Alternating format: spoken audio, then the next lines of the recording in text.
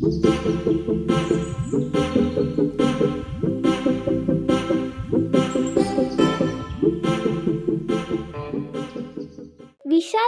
മൊട്ടക്കുന്നും പൈൻമരക്കാടുകളും പ്രകൃതി ഭംഗി ആസ്വദിച്ചുള്ള ജീപ്പ് സവാരിയും വിശാലമായ വേമ്പനാട്ട് കായലും കാണാം.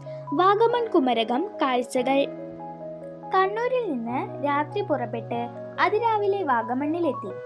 ഇടുക്കി, കോട്ടയം എന്നീ ജില്ലകളിൽ വ്യാപിച്ചു കിടക്കുന്ന ഒരു വിനോദസഞ്ചാര കേന്ദ്രമാണ് വാഗമൺ.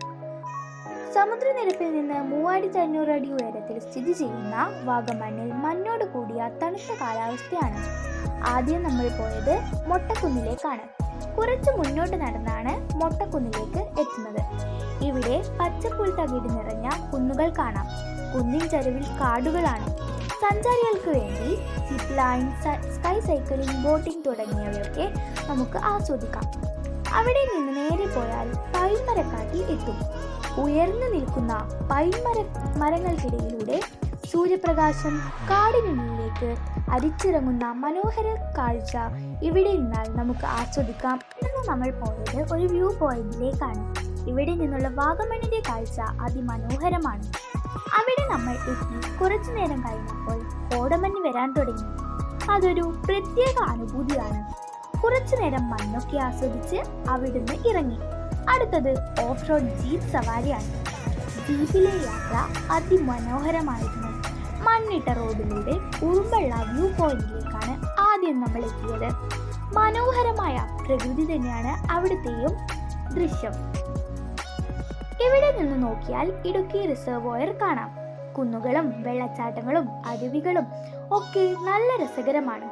ഞങ്ങൾ ഒരു ചെറിയ വെള്ളച്ചാട്ടത്തിനരികിലെത്തി. മരങ്ങളും പക്ഷികളും അരുവികളും ഒക്കെ ആസ്വദിച്ച് നേരം പോയത് നമ്മൾ അറിഞ്ഞില്ല. അതിനുശേഷം നമ്മൾ പോയത് റൂമിലേക്കാണ്. അന്ന് രാത്രി അവിടെ നമുക്ക് വേണ്ടി ഒരു ക്യാമ്പ് ഫയർ ഒക്കെ ഒരുക്കിയിരുന്നു. അടുത്ത ദിവസം നമ്മൾ രാവിലെ പോയത് കുമരകത്തേക്കാണ്. അന്നത്തെ ദിവസം ഞങ്ങൾ വേമ്പനാട്ട് കായലിലൂടെ ഹൗസ് ബോട്ടിലായിരുന്നു. കേരളത്തിലെ ഏറ്റവും വലിയ കായലും ഭാരതത്തിലെ ഏറ്റവും നീളം കൂടിയ തടാകവുമാണ് വേമ്പനാട്ട് കായൽ. ആലപ്പുഴ, എറണാകുളം, കോട്ടയം ജില്ലകളിലായി പരന്നു കിടക്കുന്നതാണ് വേമ്പനാട് കായൽ. വേമ്പനാട്ട് കായലിന്റെ ഒരു പ്രധാന ആകർഷണം ആണ് തണ്ണീർമുക്കം ബണ്ട്. കുട്ടനാട്ടിലെ നെൽകൃഷി ഉപ്പ് വെള്ളത്തിൽ നിന്നും സംരക്ഷിക്കുന്നതിനു വേണ്ടി കുട്ടനാട് വികസന പദ്ധതിയുടെ ഭാഗമായി നിർമ്മിച്ചതാണ് ഇത്. അവിടെ നിന്നും നേരെ കൊച്ചി മെട്രോയിലും ലുലു മാളിലും പോയി ട്രെയിനിൽ ഞങ്ങൾ നാട്ടിലേക്ക് തിരിച്ചു.